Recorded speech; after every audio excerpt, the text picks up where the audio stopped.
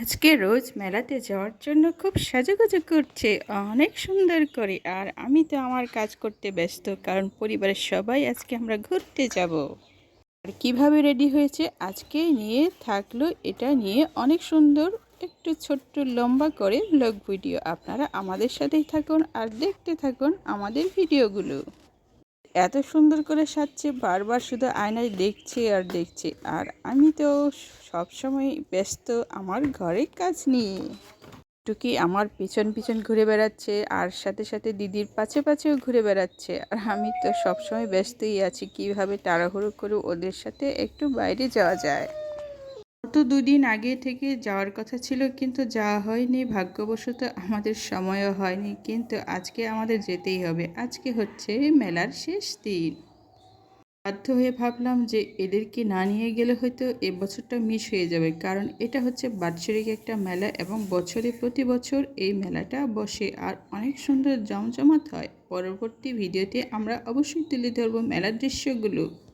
আমার ছোট ছোট কাজগুলো ব্যস্ত, আর রোজ তো অনেক সুন্দর অনেক সুন্দর অনেক সুন্দরভাবে সাজুগুজু করছে। আমি বললাম একটু সুন্দর করে সাজো, যাতে ঘুরতে গেলে খুব আনন্দ হয়।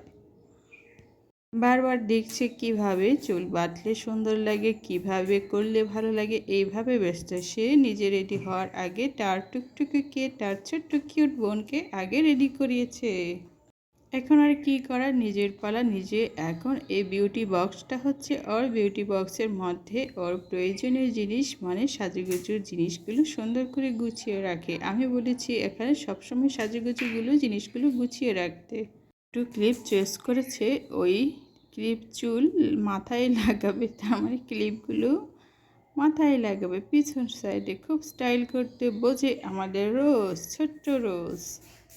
স্টাইল দেখে আমি তো আশ্চর্য হই, কেননা এত ছোট বয়সে আমি তো এতগুলো জিনিস পাইও নি আর এত সাজুগুজু করিনি। কিন্তু ওরা অ্যাডভান্স সব কিছু বোঝে আগে থেকেই। এটাও অনেক সুন্দর করে স্টাইল করে ফেলেছি। এর আগে চুলটা লম্বা ছিল, এখন ছোট করে দেওয়াতে ওকে অনেকটাই কিউট লাগছে। আগের চুলগুলো কেমন লম্বা ছিল আর গোছাতে পারছিল না, যার কারণে ওটা সাইজ করে ফেলেছি।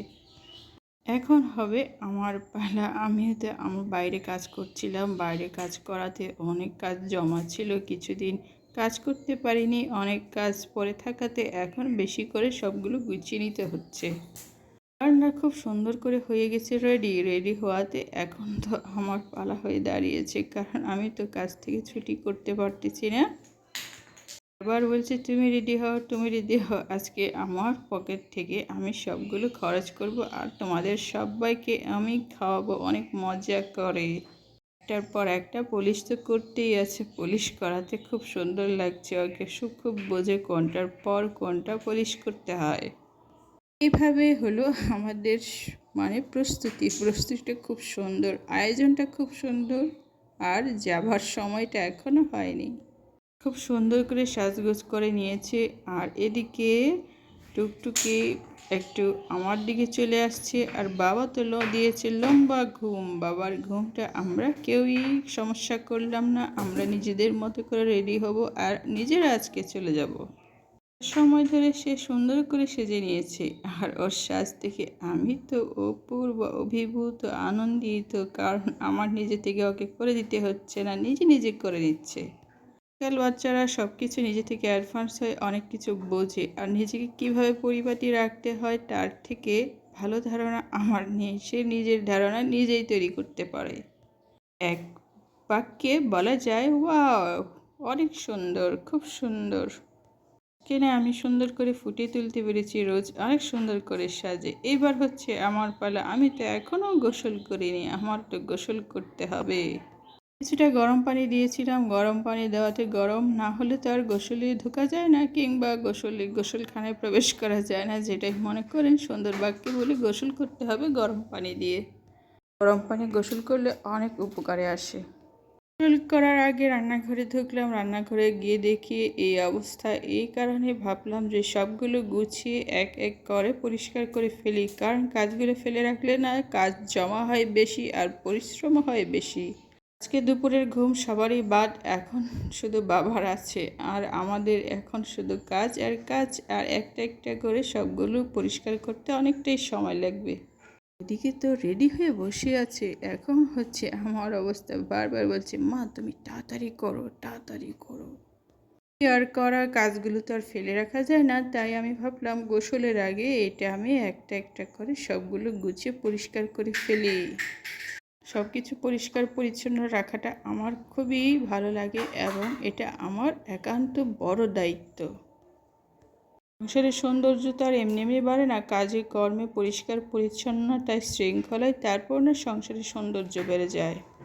তো বারবার উকি দিচ্ছে তোমার কত দূর, তোমার কাজ কত দূর এগোচ্ছে, তুমি একটু রেডি হও, আমি তো বসে আছি আমার টুকটুকিকে নিয়ে।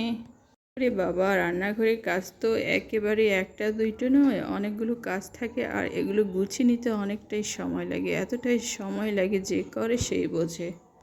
বুঝবে না কেন, গৃহিণীর সব থেকে বড় কাজ হচ্ছে এগুলো গুছিয়ে গুছিয়ে সুন্দরভাবে একটা নির্দিষ্ট জায়গায় রেখে দেওয়া। নির্দিষ্ট জায়গায় রাখতে পারলেই তো শান্তি, কারণ আমি আমার প্রয়োজন মতো সবগুলো এক এক করে বের করে নিতে পারবো। এই কাঁসার থালাগুলো হচ্ছে আমার বিয়েতে আমি অনেক কিছু গিফট পেয়েছিলাম আর এই গিফটগুলো এখনও আছে। আমি গিফটগুলো যখন দিয়েছিল মানুষজন, তখন আমি আমার শাশুড়িকে বলেছিলাম এতগুলো গিফটের মধ্যে শুধু আমার কাঁসার থালাগুলো দিয়েন, এগুলো হচ্ছে আমার অদূর ভবিষ্যতে একটা চিহ্ন হিসেবে থাকবে আর এগুলো আমার সন্তানদের আমি দেখাতে পারবো যে এগুলো আমি আমার বিয়েতে পেয়েছিলাম, মানুষজন আমাকে ভালোবেসে উপহার দিয়েছিল। উপহার পেতে কত না ভালো লাগে সেই তখন বিয়ের সময় বুঝেছি। এতটাই আনন্দ লাগে, খুব আনন্দ লাগে। যদিও ছোটোকালে বাবা অনেক কিছুই দিয়েছিল, ওইটার আনন্দই আলাদা। আর বিয়ের যখন অনুষ্ঠান প্রোগ্রাম হয় তখন যদি কেউ ভালোবেসে একটা কিছু দেয় তখন আনন্দটাই অন্যরকম হয়। এইভাবে গুছিয়ে গুছিয়ে রাখতে অনেকটাই সময় লাগে, যদিও সময় লাগে, তাই একান্তই আমার কাজ আমাকেই করতে হবে। এই দিনগুলোর কথা আজও মনে পড়ে, কি সুন্দর প্রোগ্রাম হয়েছিল, কত মানুষজন এসেছিল, কত মানুষকে খাওয়া দাওয়া করা হয়েছিল, তারপর কত অনুষ্ঠান করে শেষ হয়েছিল প্রোগ্রামগুলো। খুব সুন্দর পবিত্র একটা সময়। পবিত্র সময়টা তখনই অনুষ্ঠিত হয় যখন দুই পরিবার সমঝোতার মাধ্যমে একটা পারিবারিক বন্ধন কিংবা পারিবারিক শৃঙ্খলার মাধ্যমে বিবাহ অনুষ্ঠান অনুষ্ঠিত করে। আর এখানে সবার কাছ থেকে আশীর্বাদ পাওয়া যায়, আর আশীর্বাদটা এত আশীর্বাদ হয় যে পরিবারটা অনেক সুন্দরভাবে গঠন করার জন্য। আর বাবা মার আশীর্বাদ তো থাকবেই, তার সাথে গুরুজনদের অনেক আশীর্বাদ থাকে। আমার কাজগুলো ঠিক এইভাবে এগিয়ে নিচ্ছি। আর ছোট ছোট কাজ সেহেতু অনেকটাই গুছিয়ে করতে হয়, তা না হলে কাচের জিনিসগুলো একটু প্রবলেম হয়ে যায়, কারণ কাচের জিনিসটা না খুব যত্ন সহকারে রাখতে হয়। যদিও আমি কাচের জিনিসগুলো খুব কমই ব্যবহার করি, কারণ আমার ছোট ছোট বাচ্চা থাকে, বাচ্চাদের কারণে আমি স্টিল কিংবা কাঁসা এগুলো থাকে আমার সংসারের ব্যবহৃত জীবনে।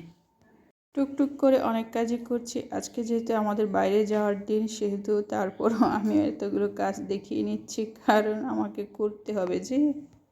আর আমি সকাল সকাল আজকে রান্না করেছিলাম হচ্ছে শুধু সেমাই, আর দুপুরে রান্না করেছিলাম মাংস, তারপর পটল দিয়ে ঝোল আর কাঁচা কলার ভর্তা। এইভাবে আমি আমার রান্নার কাজটা সেরে নিয়েছি।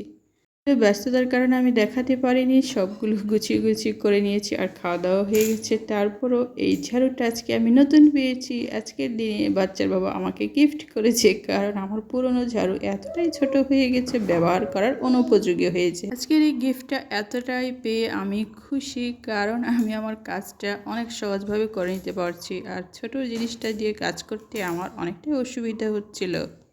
সংসার জীবনে এই ছোট ছোট গিফটগুলো না অনেক আনন্দ নিয়ে আসে, আর সংসারে কাজকর্মতে অনেকটা স্ফূর্তি যোগায়, যেভাবে আমি আমার এই কাজটা করতে পারছি। কারণ রাতে অনেক ঝড় বৃষ্টি হয়েছে আর অনেক ময়লা পড়েছে আজকে।